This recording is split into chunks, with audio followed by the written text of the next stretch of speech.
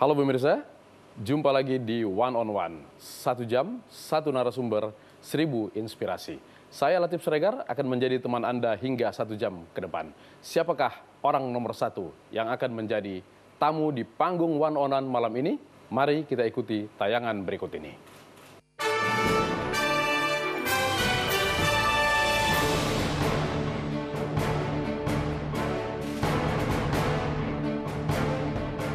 Tamu kita di One on One malam ini, Menteri Kelautan dan Perikanan Susi Pujiastuti. Wanita kelahiran Pangandaran 15 Januari 50 tahun yang lalu ini merupakan seorang pekerja keras.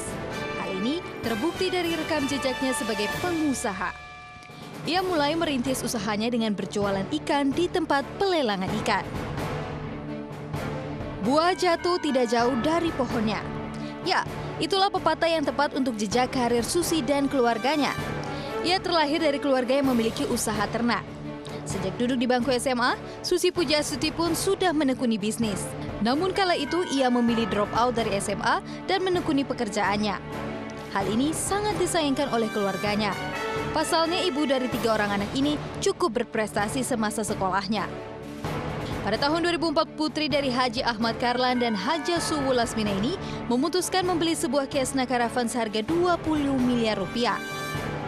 Melalui PT ASI Pujiastuti Aviation yang ia dirikan, satu-satunya pesawat yang ia miliki itu ia gunakan untuk mengangkut lobster dan ikan segar tangkapan nelayan dari berbagai pantai di Indonesia ke pasar Jakarta dan juga Jepang. Pesawat itulah yang kini dikenal dengan sebutan Susi Air. Sisi kemanusiaan Susi diuji, manakala 2 hari setelah gempa tektonik dan tsunami melanda Aceh dan sekitarnya pada 26 Desember 2004. Cessna Susi adalah pesawat pertama yang berhasil mencapai lokasi bencana untuk mendistribusikan bantuan kepada para korban yang berada di daerah terisolasi. Beragam penghargaan pernah diraihnya, di antaranya Tokoh Wanita Inspiratif Penggerak Pembangunan dari Gubernur Jawa Barat, Sofyan Ilyas Award dari Kementerian Kelautan dan Perikanan pada tahun 2009, dan Award for Innovative Achievement, Extraordinary Leadership, and Significant Contribution to the Economy oleh APEC di tahun 2011. Tak heran bila Presiden Joko Widodo memilih sosok yang berprestasi di bidangnya, bekerja keras, serta ulet sebagai Menteri Kelautan dan Perikanan. Tamu kita di One on One malam ini, Susi Pujiastuti.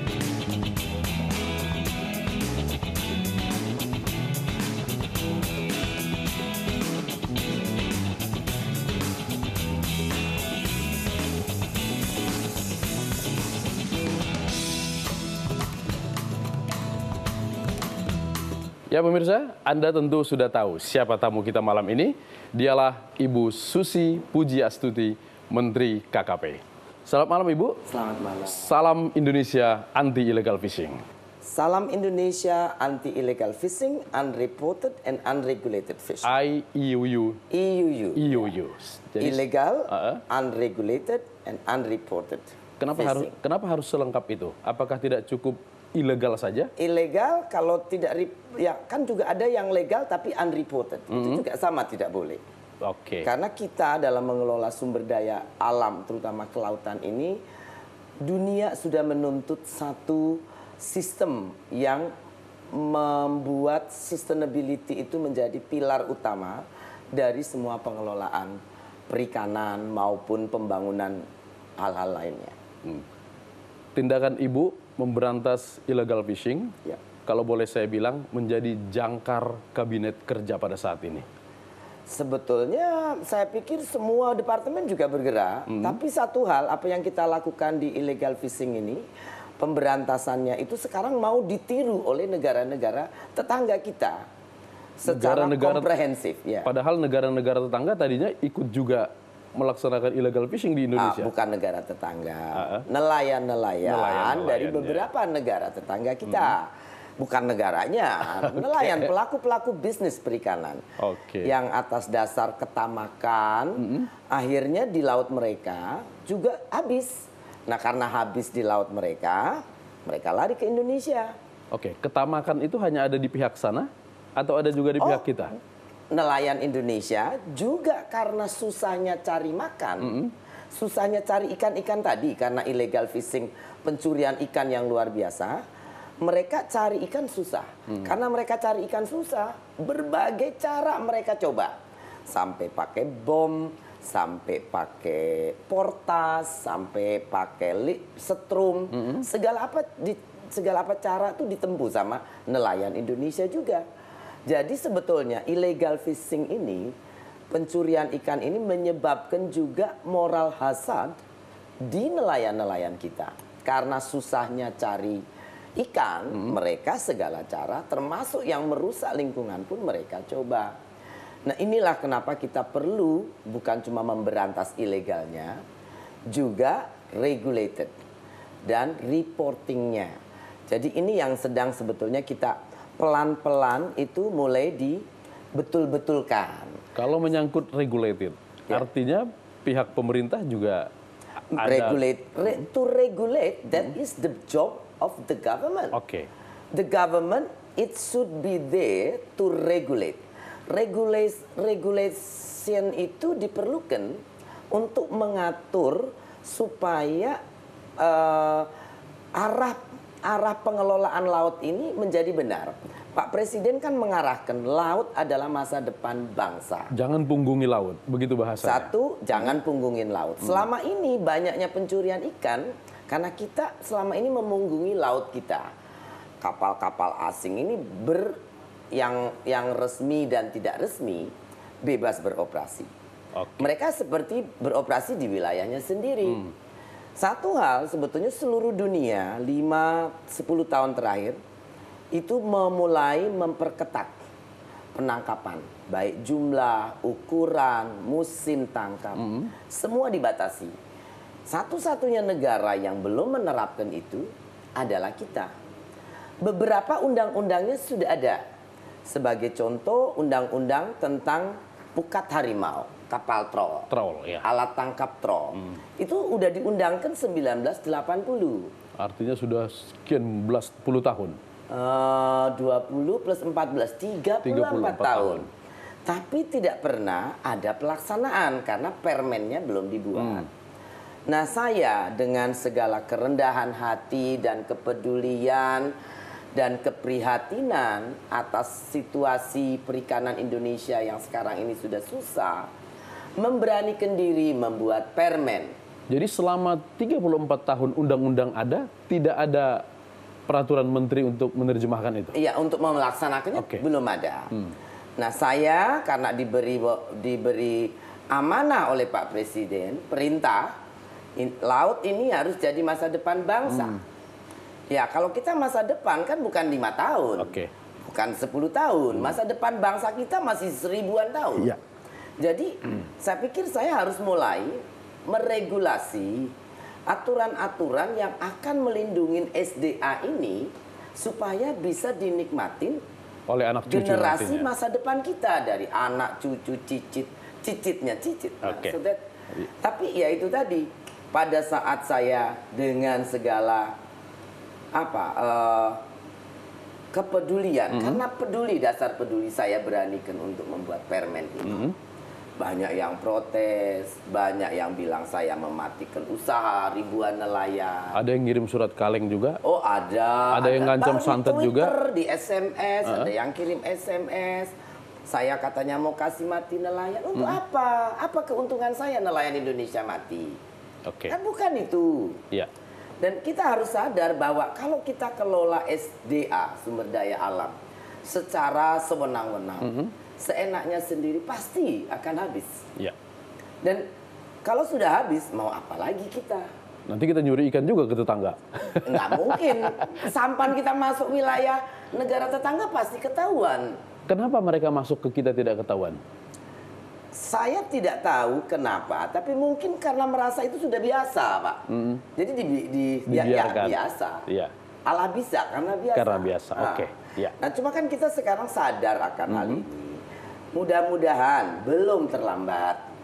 Dan saya yakin belum sangat terlambat. Tapi kalau dibilang seperti yang di perikanan pesisir itu sudah sangat terlambat sebetulnya. Baik, oke. Contohnya Pantai Selatan, Pangandaran, Pamengpe, Cilacap. Zaman dulu kakap merah tuh puluhan ton per hari. Sekarang? 10 tahun terakhir lihat satu kintal saja susah. Karena di laut tengah sudah diambil oleh pukat-pukat ikan. Nah ini yang kita mau atur. Supaya sekarang kan illegal fishing 7 ribuan sampai 10 ribuan kapal sudah hilang. Mungkin tinggal masih ada yang bandel-bandel 100 sampai 300-an. Saya lihat masih di satelit masih ada. Masih ada yang berani walaupun tindakannya sudah sekeras itu. Karena mereka merasa benar dan mereka tahu kita belum bisa tangkap.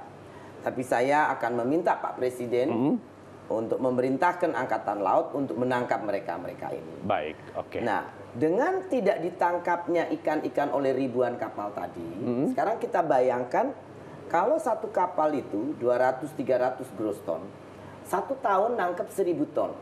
Minimum. Saya bilang minimum 1000 ton. Kali 5.000 saja sudah 5 juta ton. Oke. Kalau 2 bulan ini sepi, kan berarti sudah 5 juta ton dibagi 12 saja. Itu kan sudah berarti 1 juta ton. 1 juta ton, oke. Tidak ditangkap. Dan ikan ini kan berenang kemana-mana. Dan akan beranak pinak ke depannya. Iya, beranak pinak. Dan contohnya Muncar itu sudah surplus. Sampai 30.000 ton katanya akhir tahun kemarin. Baik, oke. Yang itu kan sudah luar biasa. Kalau sudah ada itu, kita pun nangkep tidak usah pakai troll lagi. Pakai gillnet pun akan dapat. Pakai alat yang nelayan sederhana saja bisa dapat. Yang ramah lingkungan pasti akan dapat. Oke.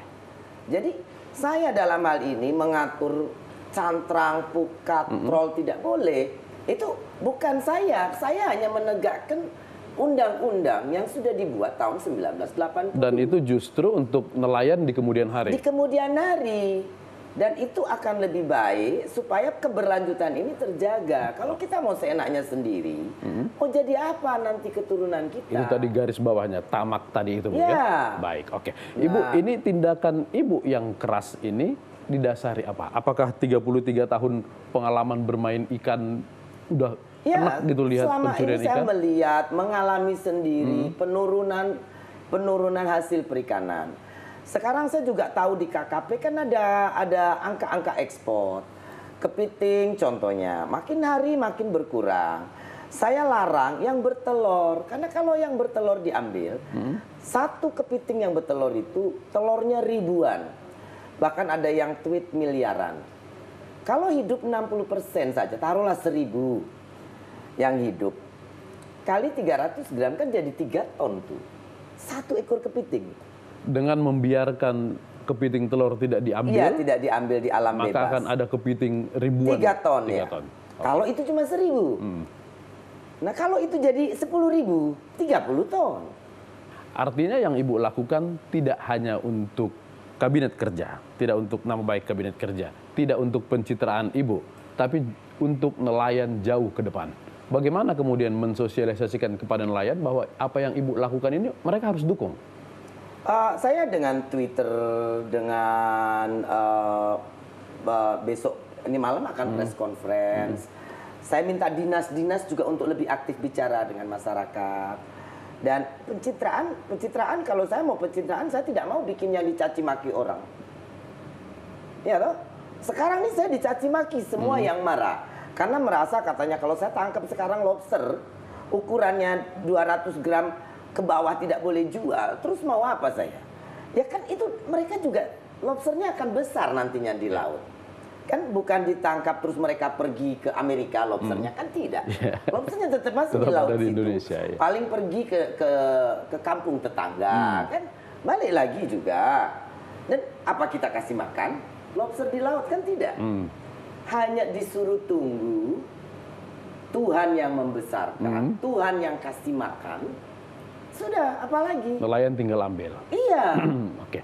Kalau Ibu beternak ikan atau menjadi nelayan yang memperdulikan lingkungan kan hasilnya tidak cepat banyak, Bu. Untuk nelayan. Ya tapi kan langgeng.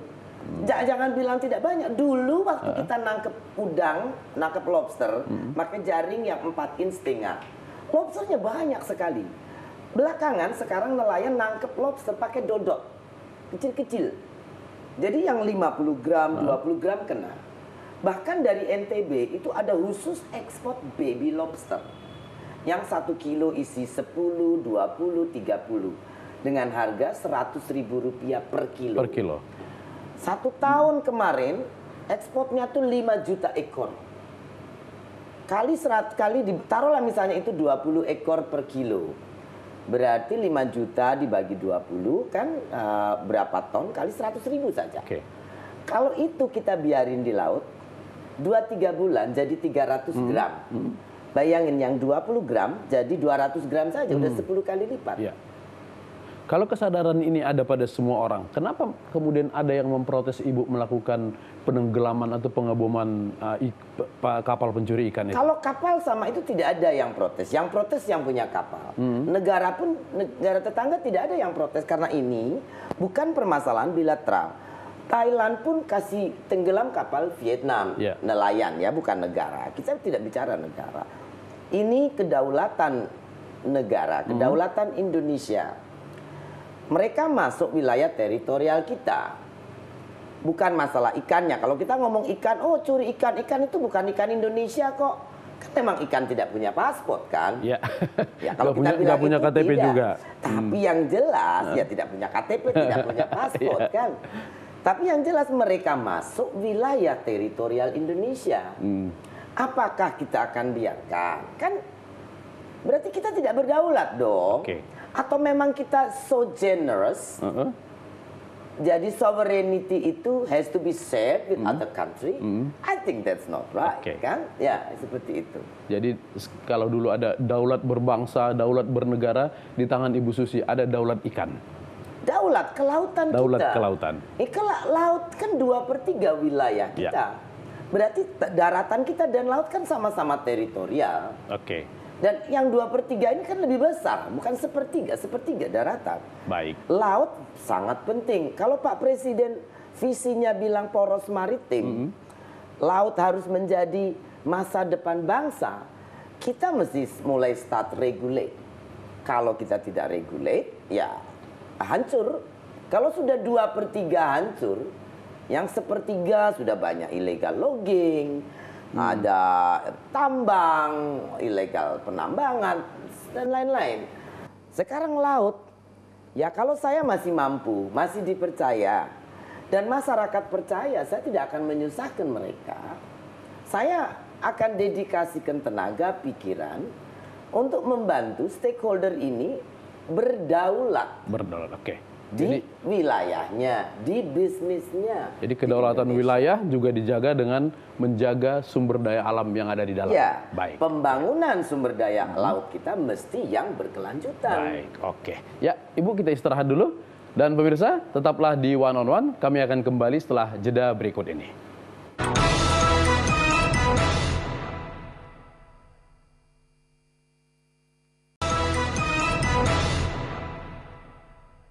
Kita kembali di One on One, tamu kita malam ini Ibu Susi Pujiastuti, Menteri Kelautan dan Perikanan. Ibu, kemarin Kementerian Ibu menangkap kapal MP Haifa yang katanya penangkapan terbesar dalam sejarah Indonesia. Gitu gimana ceritanya? Jadi kita memang sudah melihat selama beberapa bulan ini kan kita mengevaluasi, melihat. Kita lihat di citra satelit juga aktivitas-aktivitas yang tidak biasa, dan memang ya ini sebetulnya mereka udah biasa melakukan ini. Tapi kan dengan adanya kita ini memang mau enforce anti ilegal dan unreported dan unregulated fishing, kita mau betulkan semua. Dan waktu itu kan saya sudah panggil dubes-dubes negara tetangga, kita undang bahwa kita akan menerapkan aturan yang lebih benar. Bukan aturan yang lebih benar, tapi yang lebih ketat. Diketatin. Tolong kasih tahu pemain-pemain perikanan Anda untuk tidak lagi memasuki wilayah Indonesia. Jangan coba-coba masuk ke Indonesia. Indonesia yang sekarang tidak yang seperti dulu lagi. Kita persuasif, sudah baik. Ya. Kemudian saya juga panggil beberapa pengusaha yang memang menjadi agent-agent dari kapal-kapal asing ini, juga pemilik beberapa perusahaan penangkapan ikan di Indonesia. Jadi persuasif secara kenegaraan, persuasif juga secara pengusaha, ke bisnisnya. Dan Kalau Anda compliance, di Indonesia ini kan ada 1.300 kapal ex asing yang punya izin. Nah, izin tangkap ini punya beberapa term dan conditions yang harus di-comply oleh perusahaan ini. Nah, ternyata kan sebetulnya mereka banyak yang tidak comply. Nah, kalau tidak comply berarti mereka harusnya tidak boleh tangkap. Tapi masih banyak yang bandel. Ya mulailah kita melakukan tindakan keras gitu. Dengan kapal yang sebesar itu berapa dia bisa curi dari negara kita? Dia hanya mengumpulkan. Jadi satu perusahaan ini punya kapal hampir 10. Kalau tidak salah 10 ya. Kapal trampernya. Itu kapal tramper, kapal angkut kargo. Yang berpendingin. Isinya ada 900.000 kilo, 900 ton. Semacam pabrik terapung di tengah-tengah laut. Semacam cold storage terapung. Jadi kalau dia diprosesnya di kapal-kapal tangkapnya. Kapal tangkapnya satu kapal ukurannya 300 gross ton, ada yang 200 ke 300. Tapi rata-rata kapal-kapal asing yang nyuri ikan di Indonesia pasti di atas 100 gross ton. Nah, mereka tangkap, kemudian rata-rata satu kapal ini paling tidak 1.000 ton dalam setahun. Nah, mereka kebanyakan pakai pukat, pakai pertrol, atau pakai alat tangkap yang sangat merusak. Pokoknya yang sampai di negeri mereka saja tidak boleh. Tidak boleh dipakai. Ya, di banyak negara sudah tidak boleh. Karena banyak negara sudah menerapkan kuota tangkap. Kuota tangkap itu bulan boleh tangkap. Bulan apa saja, berapa lama, kuota jumlah, kuota size, kuota alat tangkap. Jadi ada aturan-aturannya. Itulah yang dinamakan reported and regulated. Artinya undang-undang kita mengatur seperti itu enggak? Kuota itu? Beberapa sudah ada troll tidak boleh dari 1980. Cuma Capman-nya belum keluar. Kalau sudah ada undang-undang kenapa tetap berlangsung? Apakah ada pemain-pemain lain di luar nelayan itu? Karena mereka pikir ya mereka boleh. Dan ada beberapa elit-elit yang mengambil keuntungan dari hal-hal seperti ini. Ini elit di Kementerian Ibu atau dari instansi lain juga? Mungkin ada. Kita kan investigasi. Kita akan libatkan KPK, kita libatkan PPATK, semuanya kita libatkan. Juga dari luar, juga dari apa yang bermain di perizinan. Karena ternyata dari yang 1.300 itu, 70% NPWP-nya bodong, palsu. Jadi tidak bayar pajak mereka, sudah nyuri nggak bayar pajak. Itu belum yang duplikatnya, itu yang 1.300. Kemudian ada 40% tidak terdaftar di Kumham, kan? Itu kan sudah gila. Dengan sebegitu banyak yang bebas bergerak tanpa aturan, berarti selama ini memang dibiarkan tapi diketahui. Saya pikir saya tidak bisa justify seperti itu. Tapi bahasa Pak Presiden selama ini kita memunggungi laut itu benar. Ya, kita ini selama ini memunggungi laut itu betul-betul benar. Tapi dengan perintah Pak Presiden confirm Angkatan Laut, saya pikir keberhasilan menangkap Haifa itu adalah kehebatan Angkatan Laut kita yang sangat responsif. Saya texting tengah malam, pagi-pagi mereka sudah tangkap, geret ke Ambon. Dan saya pikir ini menjadi hadiah bangsa dari Angkatan Laut kita. Hadiah ulang tahun juga? Oh enggak, kan saya ulang tahun tanggal 15. Tapi itu ulang tahun itu tanggal Dharma Samudra. Dharma Samudra. Kalau misalnya tindakan Ibu yang begitu keras ini kemudian merusak kenyamanan di banyak tempat, di banyak orang, Ibu nggak khawatir kemudian dimusuhi banyak orang? Salah satu risiko untuk menegakkan regulasi, kita kan sebagai regulator ya, punya kewajiban meregulate, membuat regulasi yang berpihak kepada publik, domain publik. Publik itu tidak semua menjadi publik kita. Saya tidak mungkin membuat regulasi yang mengakomodir semua stakeholder. Yang menyenangkan semua orang juga. Ya, tapi regulasi yang saya buat harus berpihak kepada majority.